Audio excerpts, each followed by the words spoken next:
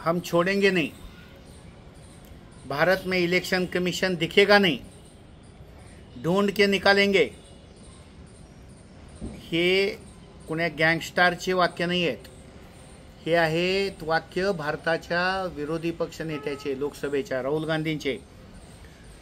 आता राहुल गांधी विरोधी पक्षनेता या पदावर जरी असले तरी 2013ला मनमोहन सिंग पंतप्रधान असताना राहुल गांधींनी अध्यादेश फाडला होता आणि त्या काळामध्ये मनमोहन सिंगने अगदी राजीनामा देण्यापर्यंत परिस्थिती निर्माण झाली होती.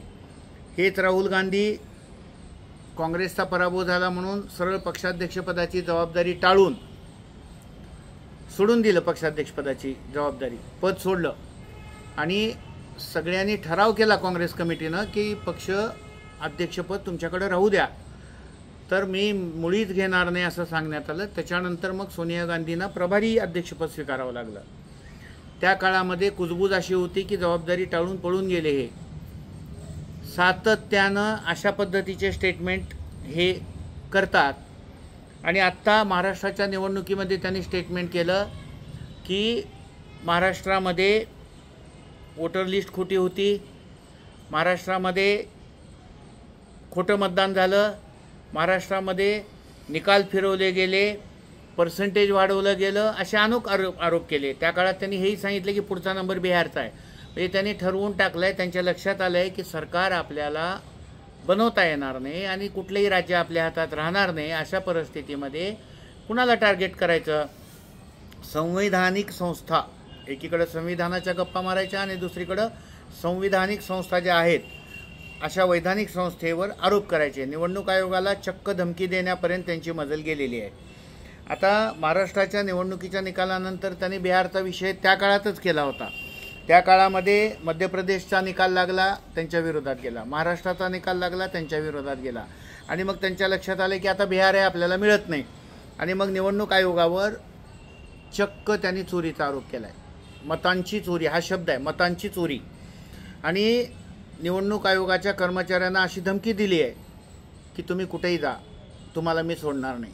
आणि इतकंच काय, तुम्ही सेवानिवृत्त जरी झालात आणि कुठेही गेलात तर ढूंढ के निकालेंगे, छोडेंगे नाही, इतकी स्पष्ट धमकी. एकीकडे निवडणूक आयोगाने सांगितलं आहे की अधिकाऱ्यांनी घाबरायचं कारण नाही, हे सगळे बिनबुडाचे आरोप आहेत. विशेष म्हणजे राहुल गांधींनी आम्हाला काही पत्र दिलं नाही किंवा चौकशीची मागणी केली नाही, हेही त्यांचं म्हणणं आहे निवडणूक आयोगाचं. पण या सगळ्यामध्ये पत्रकार परिषदेमध्ये, कारण लोकसभेमध्ये जर बोलला एखादा खासदार विरोधी पक्षनेता तर लोकसभेत बोलल्यावर त्यांना एक म्हणजे संरक्षण आहे. पण जाहीर पत्रकार परिषदेमध्ये लोकसभेच्या बाहेर ते असं सांगतात की 100% वोटांची चोरी झाली, आमच्याकडे 100% पुरावा आहे, ॲटम बॉम्ब आहे म्हणले आमच्याकडं आणि ॲटम बॉम्ब फोडणार आम्ही आणि असा ॲटम बॉम्ब फोडू आम्ही की निवडणूक आयोग भारतात दिसणार नाही, इलेक्शन कमिशन दिखेगा नाही.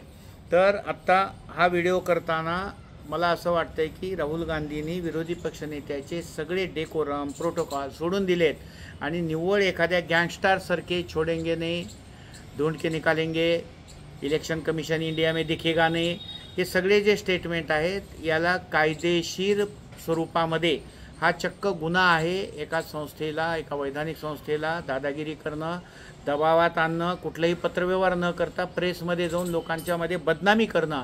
तर निवडणूक आयोगाची बदनामी केल्याबद्दल राहुल गांधींना कोणी आता FIR फाडेल का येणाऱ्या काळामध्ये आपल्याला दिसणार आहे. आपलं मनमध्ये मी डॉक्टर जगन्नाथ पाटील. हा व्हिडिओ जर आपल्याला आवडला असेल तर इतका जास्तीत जास्त शेअर करा की संपूर्ण देशभरामध्ये हा व्हिडिओ गेला पाहिजे. आपलं मन यूट्यूब चॅनलला सबस्क्राईब करा. धन्यवाद.